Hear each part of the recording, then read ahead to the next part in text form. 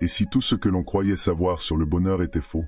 Depuis notre plus jeune âge, on nous apprend que le bonheur se construit sur les bases de la réussite, un emploi prestigieux, une maison impeccable, ou encore des vacances de rêve. Mais au fil des années, une question s'impose: pourquoi, malgré ces accomplissements, ressentons-nous parfois un vide?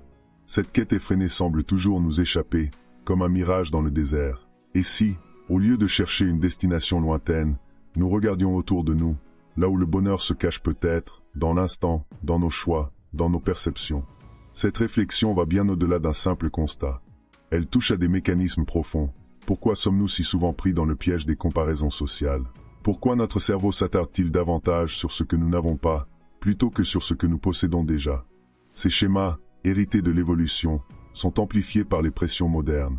Pourtant, des philosophies comme le stoïcisme offrent des outils concrets pour s'émanciper de ces biais et transformer notre quotidien.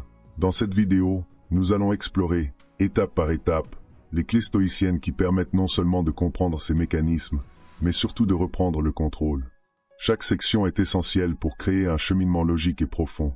C'est pourquoi je vous invite à suivre la vidéo dans son intégralité, sans sauter de partie.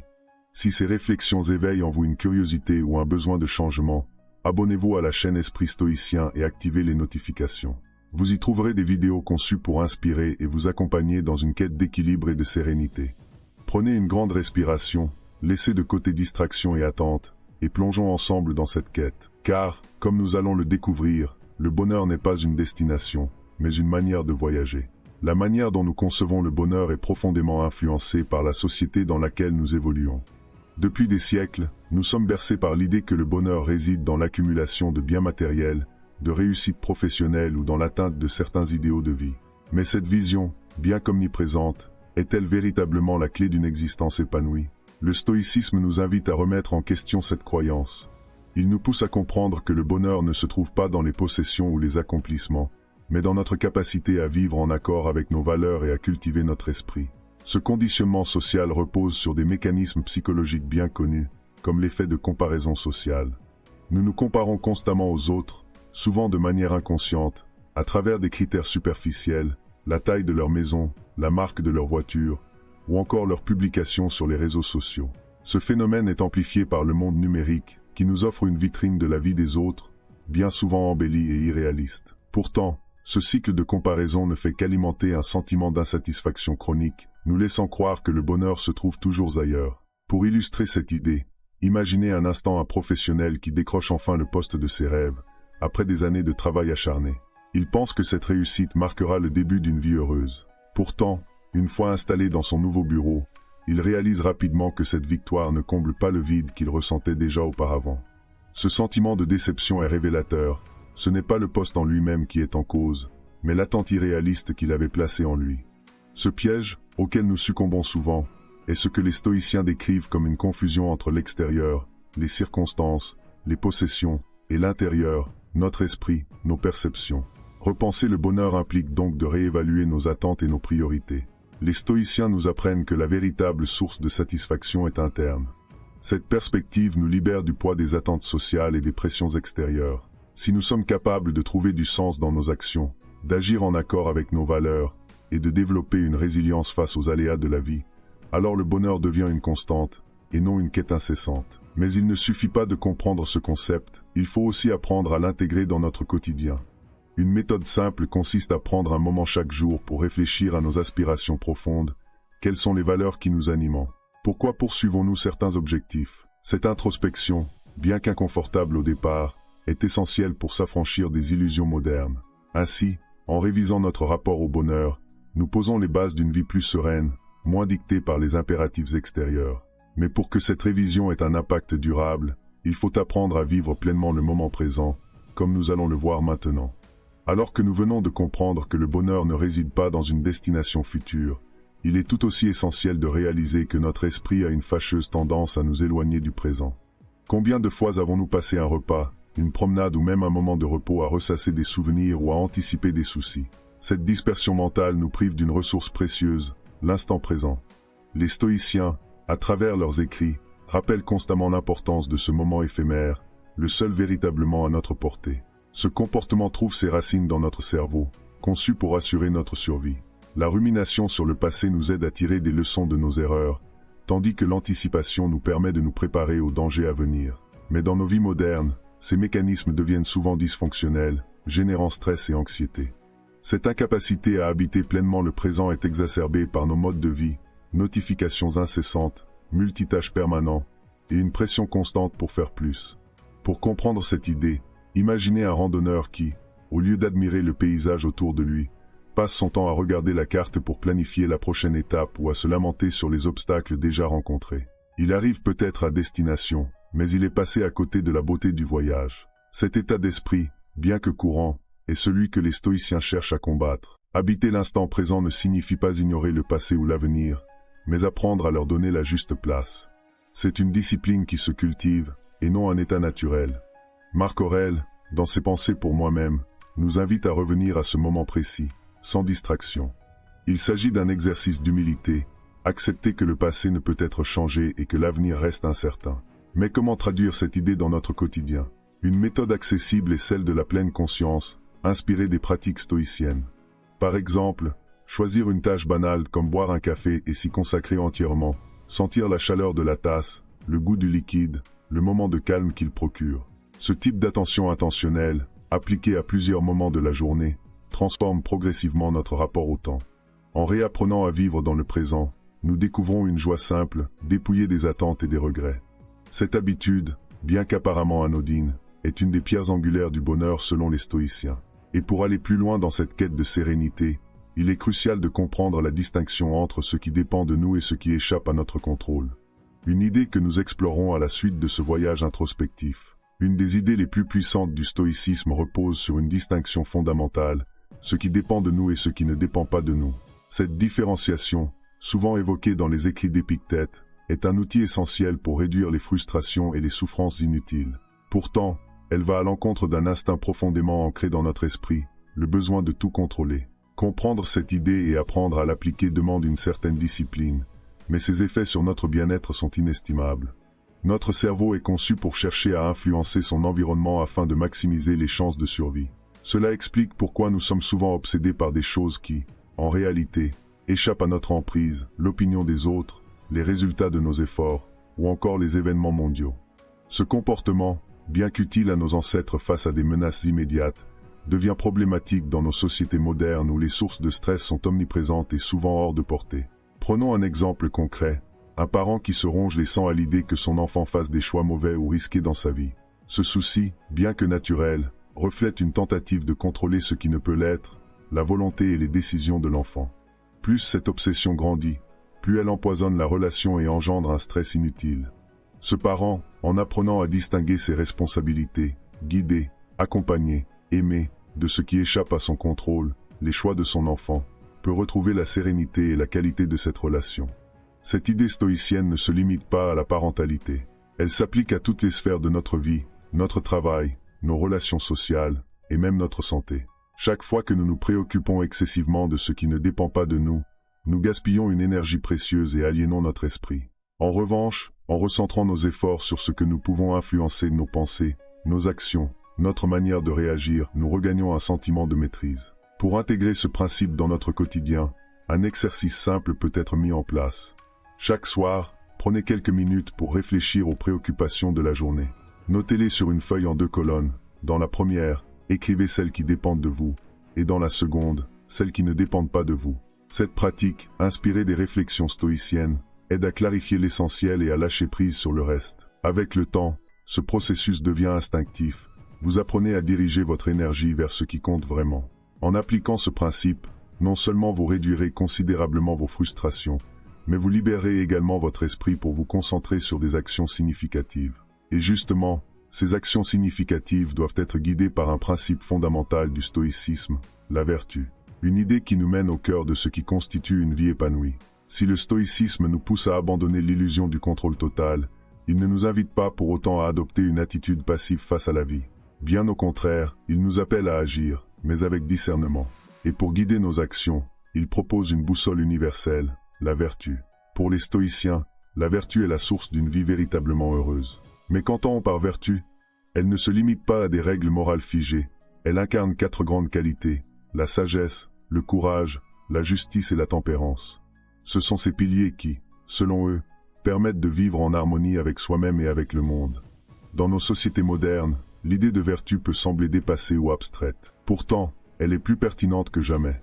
Nos choix, qu'ils soient personnels ou professionnels, sont souvent influencés par des pressions extérieures, recherche de prestige, peur du jugement, ou encore désir de plaire. Ces influences nous éloignent parfois de ce qui est juste ou significatif à nos yeux. La vertu, en revanche, nous ramène à l'essentiel, agir en accord avec nos valeurs profondes. Pour mieux comprendre cette notion, imaginez un médecin confronté à un dilemme éthique. Il exerce dans une grande ville où son salaire est confortable, mais il sait que dans une région rurale, ses compétences pourraient sauver des vies.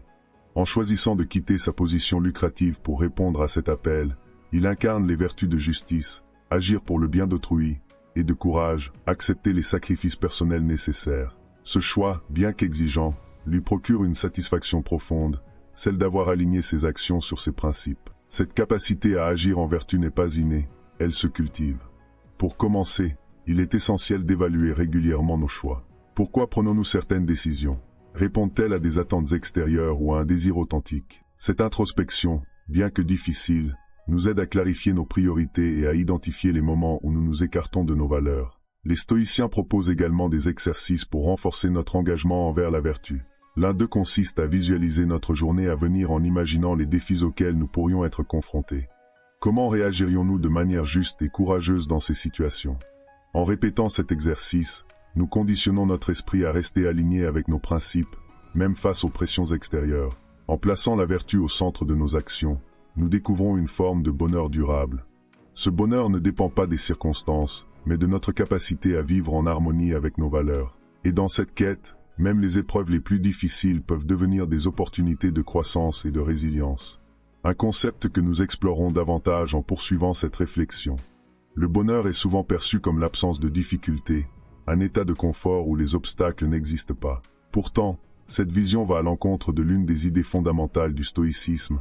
Les épreuves, loin d'être des ennemis, sont en réalité des alliés précieux dans notre cheminement. Elles offrent une opportunité de croissance et permettent de révéler notre véritable force intérieure. Les stoïciens, à l'image d'Épictète ou de Marc Aurèle, ont toujours insisté sur l'idée que l'adversité, bien que désagréable à court terme, est un terreau fertile pour développer nos vertus et renforcer notre résilience. Mais pourquoi tant de personnes fuient-elles l'effort? Cela s'explique en partie par nos biais cognitifs. L'être humain est naturellement programmé pour éviter la douleur et rechercher le plaisir immédiat, un comportement hérité de nos ancêtres pour maximiser leurs chances de survie. Toutefois, dans nos vies modernes, cette recherche constante de facilité finit par nous priver d'un bonheur plus profond, celui qui naît de l'accomplissement et du dépassement de soi. En évitant les défis, nous nous enfermons dans une zone de confort qui, paradoxalement, devient une source de frustration et d'ennui. Pour illustrer cette idée, pensez à une personne confrontée à un bouleversement professionnel, une perte d'emploi soudaine. Sur le moment, cette situation peut sembler insurmontable, une véritable épreuve. Pourtant, en se concentrant sur ce qu'il peut contrôler de sa manière de réagir, son attitude face à l'incertitude, cet individu peut transformer cette difficulté en une opportunité. Il découvre des compétences qu'il ne savait pas posséder, explore des secteurs qui le passionnent réellement, et finit par construire une carrière plus alignée avec ses aspirations profondes. Cette transformation, rendue possible par un changement de perspective, illustre parfaitement l'idée stoïcienne selon laquelle les obstacles ne sont pas des freins, mais des occasions de progresser. Le stoïcisme propose plusieurs outils pour nous aider à aborder l'effort et l'adversité avec un esprit constructif. L'un des plus puissants est la visualisation négative, ou proméditation malorum. Cet exercice consiste à imaginer les scénarios difficiles ou les échecs possibles avant qu'ils ne se produisent. Contrairement à ce que l'on pourrait croire, cet exercice ne nourrit pas l'anxiété. Il permet de s'y préparer mentalement, de diminuer leur impact émotionnel et d'affronter les difficultés avec sérénité lorsqu'elles surviennent. Dans un monde où le confort est valorisé, choisir délibérément de s'exposer à l'effort est un acte de courage et de lucidité. Cela peut commencer par de petites actions, s'imposer des objectifs ambitieux, affronter des conversations difficiles, ou même repousser une gratification immédiate. Chaque défi surmonté, même minime, renforce notre confiance en nous et notre capacité à faire face à des situations plus complexes. Ainsi, l'effort et l'adversité deviennent des leviers pour accéder à une forme de bonheur plus profonde, enracinée dans la satisfaction d'avoir relevé des défis et grandi à travers eux. Mais pour pleinement apprécier cette transformation, il est crucial de cultiver une autre qualité stoïcienne essentielle, la gratitude. Une idée qui nous invite à changer notre regard sur ce que nous avons déjà, plutôt que de toujours chercher ce qui nous manque. Dans nos sociétés modernes, nous sommes constamment incités à vouloir plus de succès, plus d'argent, plus de reconnaissance. Cette course effrénée repose sur un mécanisme psychologique bien connu, le biais de négativité. Notre cerveau, par défaut, a tendance à accorder plus d'importance au manque qu'aux possessions, aux échecs qu'aux réussites. Si cette vigilance a permis à nos ancêtres de survivre dans des environnements hostiles, elle est aujourd'hui une source majeure d'insatisfaction. Le stoïcisme, en revanche, nous offre une solution puissante pour contrer ce biais, la pratique de la gratitude. Mais qu'entend-on réellement par gratitude? Il ne s'agit pas simplement de dire merci de manière automatique. La gratitude, dans sa forme stoïcienne, est un exercice conscient qui consiste à reconnaître la valeur de ce que nous avons déjà, même dans sa simplicité. C'est un antidote à la tendance humaine à se concentrer sur le négatif ou à prendre pour acquis ce qui nous entoure. Elle nous ramène à une vérité fondamentale. Nous possédons déjà bien plus que ce dont nous avons besoin pour être heureux. Pour saisir cette idée, imaginez un instant un jardinier qui passe ses journées à rêver d'un jardin plus grand, plus fleuri, plus prestigieux. Obsédé par cette vision, il néglige le petit jardin qu'il a déjà, oubliant les fleurs magnifiques qui y poussent. Ce jardinier symbolise notre propre esprit, toujours tourné vers ce qui manque, au lieu de voir ce qui est déjà présent. La gratitude ne demande pas de grands bouleversements, mais plutôt un entraînement quotidien. Une méthode simple et accessible consiste à tenir un journal de gratitude. Chaque soir, prenez quelques minutes pour écrire 3 choses précises pour lesquelles vous êtes reconnaissant. Cela peut être une interaction chaleureuse, un repas savoureux, ou même le simple fait d'avoir eu un moment de calme. Cet exercice, bien que simple, a un impact profond sur notre esprit. Il reprogramme nos pensées pour qu'elles soient davantage orientées vers le positif, réduisant ainsi le stress et l'insatisfaction. De plus, la gratitude nous connecte au moment présent, un thème que nous avons déjà exploré. En reconnaissant la valeur de ce que nous vivons ici et maintenant, nous brisons le cycle de l'attente incessante et du désir insatiable. Cette prise de conscience renforce également notre résilience face aux défis, car elle nous rappelle que, même dans l'adversité, il y a toujours des aspects de la vie pour lesquels être reconnaissant. Enfin, la gratitude nous aide à redéfinir nos priorités. En appréciant ce que nous avons, nous devenons moins dépendants des possessions matérielles et des validations extérieures.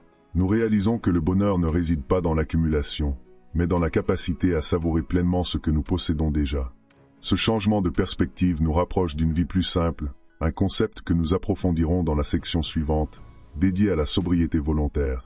Dans un monde où tout semble orienté vers l'excès de plus de biens, plus de distractions, plus de consommation, la sobriété volontaire apparaît presque comme un acte de rébellion. Pourtant, loin d'être une privation, elle constitue une clé essentielle pour retrouver la sérénité et le bonheur. Le stoïcisme, depuis des siècles, prône cette simplicité, non pas comme une obligation morale, mais comme une manière de se recentrer sur l'essentiel. Cette démarche, profondément ancrée dans la philosophie stoïcienne, nous invite à repenser nos besoins et nos désirs pour cultiver une vie plus équilibrée et apaisée. Pourquoi cette approche est-elle si nécessaire aujourd'hui? Nos sociétés modernes fonctionnent sur une logique de consommation incessante, alimentée par des mécanismes psychologiques comme l'effet de mode ou la comparaison sociale. Ces biais, savamment exploités par le marketing, nous poussent à croire que le bonheur réside dans l'achat du dernier gadget ou dans l'accumulation de biens matériels. Mais cette quête, loin de nous satisfaire, ne fait que creuser un sentiment de manque. Plus nous possédons, plus nous désirons. Cette spirale, appelée l'adaptation hédonique, explique pourquoi les nouvelles acquisitions ne génèrent qu'un plaisir temporaire avant de redevenir banales. Le stoïcisme nous offre une alternative à cette logique. Il nous rappelle que les vrais plaisirs ne se trouvent pas dans l'excès, mais dans la modération et l'appréciation des choses simples. Comme le disait Sénèque, ce n'est pas celui qui a peu, mais celui qui désire toujours plus, qui est pauvre. Cette réflexion nous pousse à nous interroger sur la véritable valeur des objets et des expériences que nous accumulons. Qu'apportent-ils réellement à notre vie? Sont-ils des outils qui enrichissent notre quotidien ou des distractions qui nous éloignent de nous-mêmes? Pour rendre cette idée plus tangible, imaginez une personne qui, après des années de surconsommation, décide de déménager dans un logement plus petit. En triant ses affaires, elle découvre que de nombreux objets accumulés ne lui ont jamais servi. Ce processus, bien que difficile, devient une libération. En réduisant ses possessions, elle se rend compte que son espace, désormais épuré, lui apporte plus de calme et de clarté mentale. Cette simplicité nouvelle lui permet aussi de consacrer plus de temps et d'énergie à ce qui compte vraiment, ses relations, ses passions et son bien-être. Ce chemin vers la sobriété volontaire ne se limite pas à un désencombrement matériel, il concerne également notre esprit. En simplifiant nos choix et en réduisant les distractions inutiles, nous libérons notre attention pour la concentrer sur des activités significatives. Par exemple, limiter le temps passé sur les réseaux sociaux ou les écrans peut nous aider à retrouver un rythme plus apaisé et à mieux profiter des interactions réelles. Adopter cette philosophie demande toutefois une certaine discipline et un travail introspectif. Il ne s'agit pas de renoncer brutalement à tout ce qui nous entoure, mais de faire des choix conscients. Une première étape pourrait être ce que l'on appelle un jeûne matériel. Pendant une journée ou une semaine, limitez vos achats aux stricts essentiels et observez comment vous vous sentez. Ce type d'exercice, inspiré des pratiques stoïciennes, nous apprend à apprécier davantage ce que nous possédons déjà et à reconfigurer notre rapport au désir. Avec le temps, cette sobriété volontaire devient une source de satisfaction profonde. Elle nous libère du poids des possessions inutiles et nous recentre sur des plaisirs authentiques, un repas partagé avec des proches, une promenade en pleine nature, ou un moment de silence pour méditer. Cette simplicité, loin d'être une contrainte, ouvre un espace pour une vie plus riche et plus épanouissante. Mais pour que cette transformation soit durable, il est essentiel d'y intégrer une dimension d'engagement personnel, un effort conscient pour aligner nos actions avec nos valeurs. Ainsi, en apprenant à choisir moins, nous découvrons paradoxalement davantage. Moins d'encombrement signifie plus de clarté. Moins de distraction permet de vivre pleinement. Ce choix, profondément stoïcien, devient une fondation solide pour une vie tournée vers l'essentiel.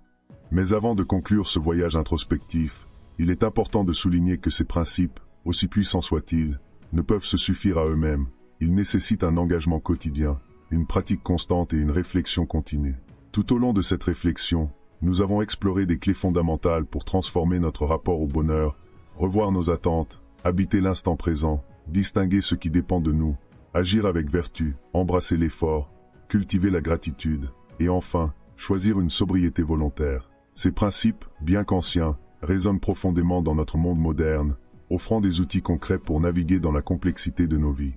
Mais ces idées, pour avoir un réel impact, doivent être appliquées avec constance. Comme évoqué plus tôt, intégrer un journal de gratitude, pratiquer la visualisation négative, ou simplifier son quotidien sont autant d'actions accessibles pour tous. Elles ne demandent ni grand bouleversement, ni ressources matérielles, elles nécessitent simplement une volonté d'être plus conscient et aligné avec soi-même. Alors, je vous invite à réfléchir. Quelles sont les croyances que vous pourriez déconstruire? Quels désirs, quels attachements pourraient être abandonnés pour laisser place à une vie plus sereine? Partagez vos réponses dans les commentaires. Votre expérience pourrait inspirer d'autres membres de cette communauté à franchir ce pas vers une existence plus épanouie. Mes chers amis stoïciens, merci d'avoir suivi cette vidéo jusqu'au bout. Ce voyage n'est qu'un début. Chaque petit pas vers le bonheur compte. Alors, commencez aujourd'hui, avec un geste simple, une réflexion ou un changement d'habitude. Et à demain pour une nouvelle vidéo où nous continuerons à explorer ensemble la sagesse stoïcienne et ses applications dans nos vies modernes. Soyez résilients, soyez lucides, et surtout, soyez heureux.